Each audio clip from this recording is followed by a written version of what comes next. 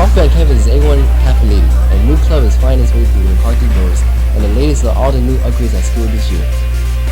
All this and so much more on MBC News. Stay tuned. Good morning, everybody. I'm Mr. Loberman, and welcome to MBC News.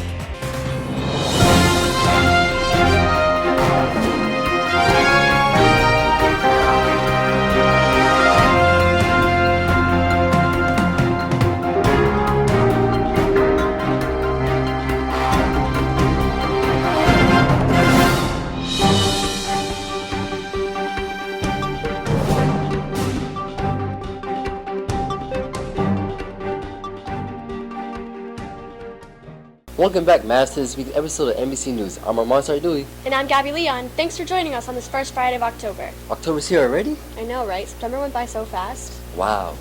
If you want to beat the Florida Heat this summer, take your luggage elsewhere. See Mr. Perez in 210, and he's taking all the students to, get this, France. The trip will cover a couple of the major cities, and there is still space available, so make sure you get the spot soon. Speaking of going places, how many of you have dragged yourself out of bed extra early to stop at a Dunkin' or Starbucks just to get a cup of coffee? Now, thanks to Ms. Zacco and the Maverick Cafe, you will no longer have to worry about that. On Wednesday, Ms. Zacco's social entrepreneurship class had an amazing sellout for their first coffee sale of the year. The iced coffee madness goes beyond satisfying our cravings, though. This coffee is further intertwined with our school community, and it helps others make a living. Well, actually, our namesake school is the very man who started the mission down in the northwest of Haiti.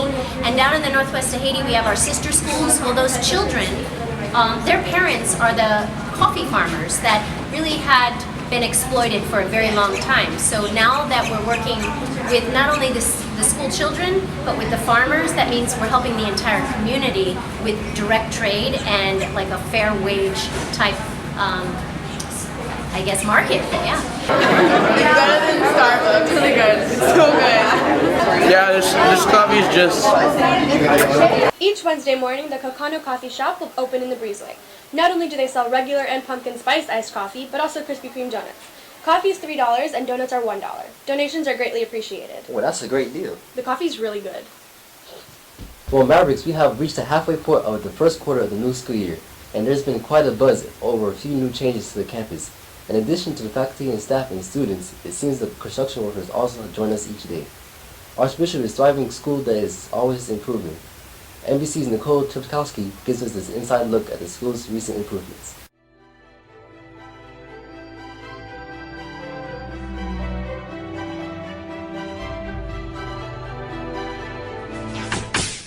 Bob the Builder, can we fix it? Bob the Builder, yes we can! Don't forget to wear your safety goggles. Ah, thanks, Bob.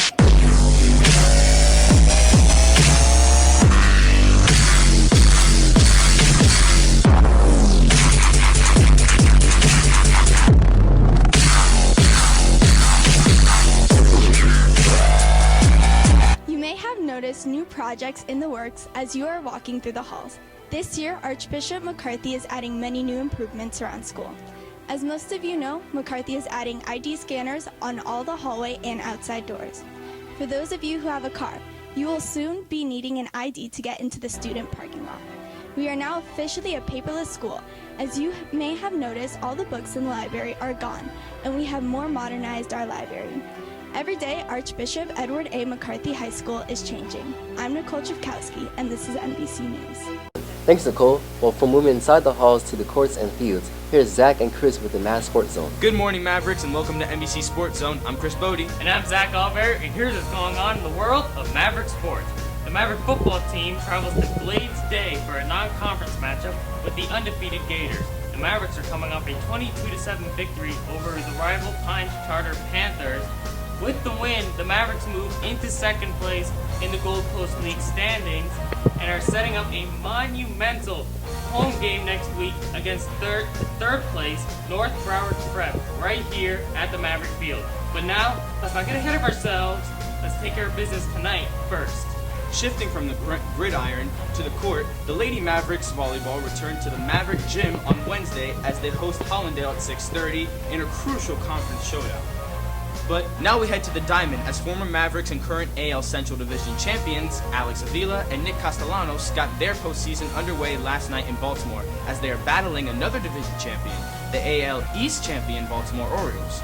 Game 2 will take place tonight in Baltimore.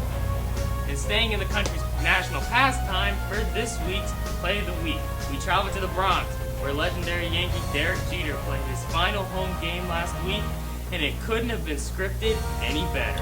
Bottom of the ninth, 1 out, man on second, and the very first pitch, Jeter rips it into a familiar spot of his in right field for a walk-off RBI single to win the game. This is an unbelievable exclamation point to an outstanding career for a true Yankee legend. Amazing, and I'm not even a baseball fan. It was. Well, that's all for this week, Mavericks. I'm Chris Bodie. I'm Zach Oliveri, Gabby and Armand. Back to you. Thanks, guys. Going from the field to the teal carpet, here's Ryan McCarthy with entertainment news.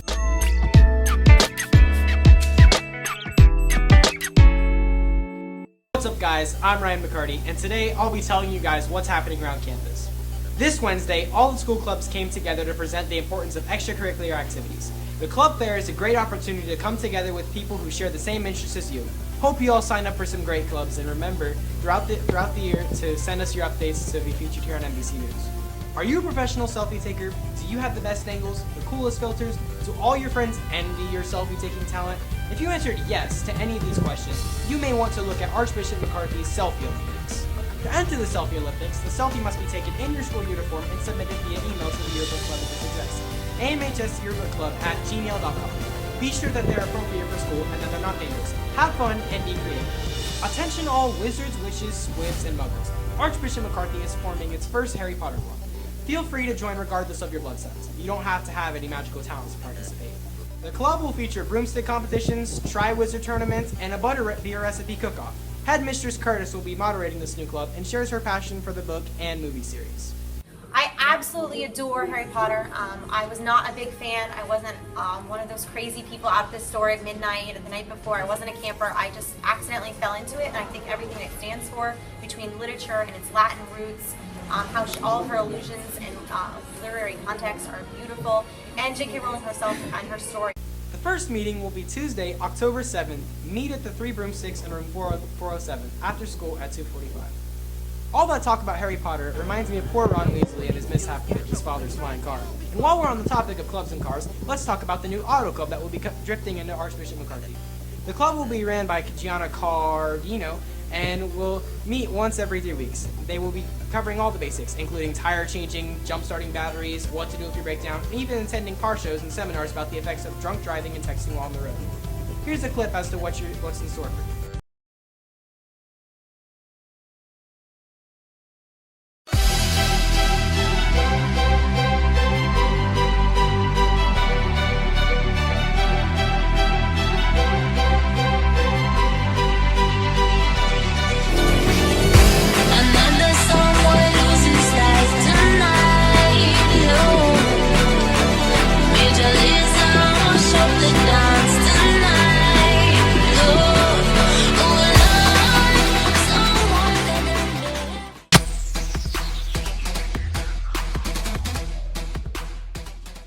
Well, that does it for me on the teal carpet. I'm Ryan McCarthy. Have a terrific weekend, everyone. Back to you, Gabby.